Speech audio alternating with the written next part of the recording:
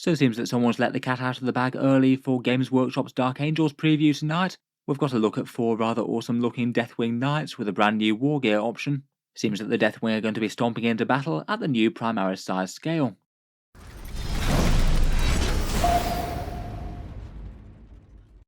Hello and welcome back to Warspecs Tactics, where today I thought I'd just take a short video to talk through the new big leak for the Dark Angels. We've got a brand new look at 4 miniatures out of a new squad of Deathwing Knights, and presumably these guys are going to be turning up for us later in the evening, with Games Workshop giving us a proper view of the models and hopefully some other good things for the Dark Angels alongside. I'm guessing that these guys are leaking now due to Games Workshop's preview at the Warhammer World Championships thing. They're having an enormous preview session tonight where Warhammer 40K is mentioned, and they basically confirmed with this image that something will be coming for the Dark Angels. We now know that Terminators are at least part of that. They're also having showcase things for Kill Team, the Horus Heresy, and plenty more. And as I talked about in the video the other day, I did feel like Deathwing Terminators were perhaps one of the most likely things to crop up, as they've basically given us a pretty hefty hint to say that they'd be coming earlier in one of their Warhammer community articles. They've also teased us a new image of Asmodai as well, so there's a reasonable chance that we get him at some stage. But just in general, if they're doing a fairly big and proper Dark Angels release in the new year, then there's a good chance for things like Ravenwing Bikers, Road Veterans, and the rest of the characters getting redone. Not sure why the leak is coming out at this time. I guess maybe they're not really spoiling much just by giving us one little teaser of things to come later in the day. For the leak itself, it's this image that seems to be shared in all sorts of different places. I've seen it crop up on multiple different Discord servers, some forums, and plenty of Facebook groups already. Seems to have mainly gone round in the last couple of hours, though I haven't seen many people saying where they originally got it from. I'd be interested to hear if you know where it came from originally.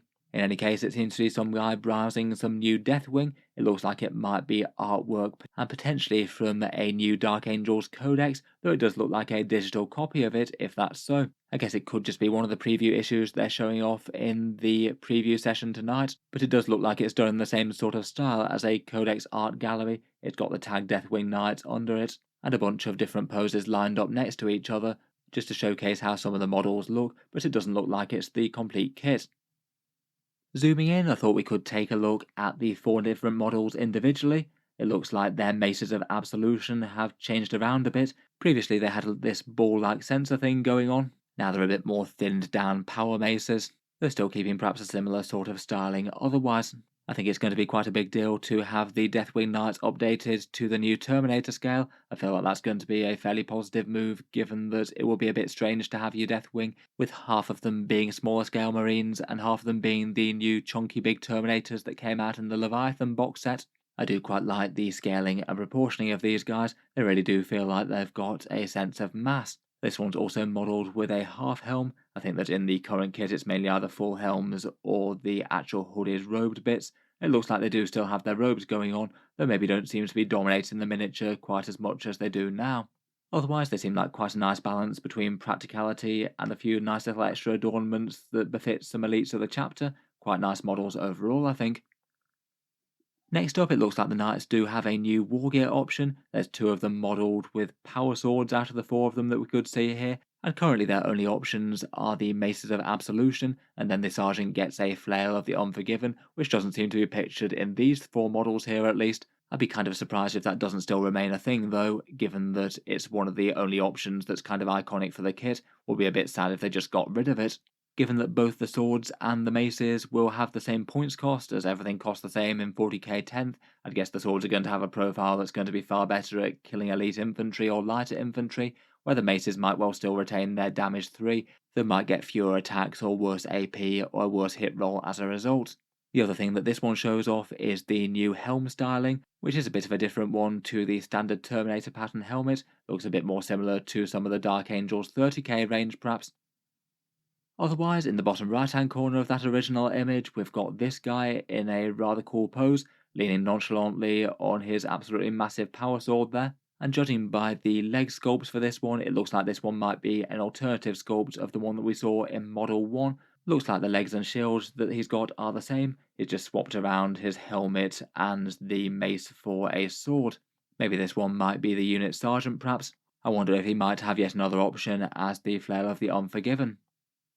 Finally, the fourth model on the bottom right shows the Storm Shield a bit better. Previously, they've all got similar sort of ones with the Dark Angels motif on it. Looks like the ones they've got are a little bit different here. This one has the broken sword icon of the Deathwing, so all very nice and heraldic there for the super elite bone-coloured Terminators. This one's also stylishly modelling one of the hooded helms of the Dark Angels.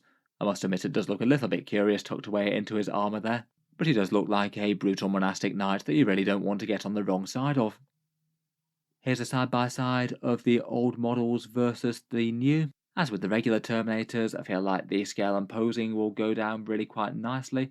They really do look big, chunky and intimidating, and a stature befitting their status. Fingers crossed we still get to keep the little Watcher in the Dark alongside them.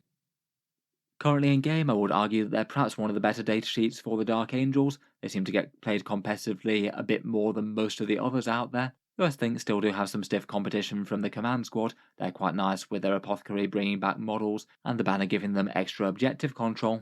Even 5 of these guys are really quite an intimidating prospect though. With their Storm Shields they get a massive 4 wounds, and they're some of the tankiest Terminators in 40k as they have an inbuilt -1 to damage. And the Watcher in the Dark can even deflect some arcane things coming in at you, giving you a 4+ feel no pain against mortal wounds once per game.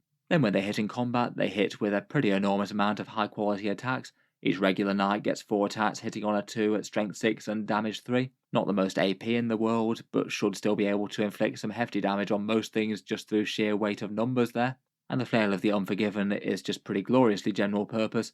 5 attacks at strength 6, AP 2 and damage 2, with sustained hits and devastating wounds, really quite a nice one for punching up or dealing with hordes. Overall, between all that, I think they're quite strong at the moment. Hopefully they'll remain so in the next codex. Perhaps one particularly intimidating use of them that I've seen is allowing them to infiltrate with the Vanguard detachment. The opponent's generally really not going to want 10 of these enormously tough and dangerous horrors right on their front door, and charging their battle lines right from the game's first turn.